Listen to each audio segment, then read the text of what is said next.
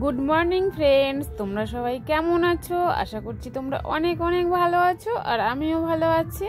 তো জেএস ফ্যামিলিতে তোমাদের সকলকে অনেক অনেক ভালোবাসা জানিয়ে শুরু করছি আজকের একটি নতুন ব্লগ। তো বন্ধুরা, সকাল সকাল আজকে রান্না বসিয়ে দিয়েছি, দেখতেই পাচ্ছ। এদিকে হচ্ছে ডাল আর ওদিকে হচ্ছে ভাত, ঠিক আছে। আর বালতি হাতে নিয়ে চলে যাব হচ্ছে ওদিকে কলে, জল এসছে, কিছু কাঁচা ধোয়া করতে হবে তাই।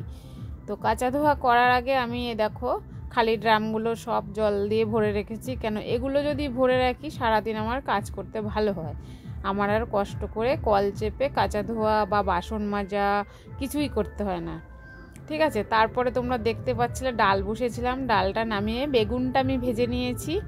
বেগুনটা ভেজে তারপরে আমি ডাল সম্বার দিচ্ছি। কেন বলো তো, তাহলে আমার কড়াইটা আর দুবার ধুতে হবে না, সেই জন্য।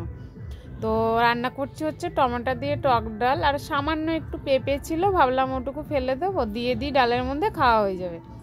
তো যেহেতু টমেটোটাই বেশি দিয়েছি, টক টক ডাল হবে, সেই জন্য আমি দিয়ে দিলাম শুকনো লঙ্কা আর সর্ষে ফোড়ন দিয়ে। এখন আমি ডালটা ঢেলে দিচ্ছি, ঠিক আছে। আমার ফোড়নটা হয়ে গেছে।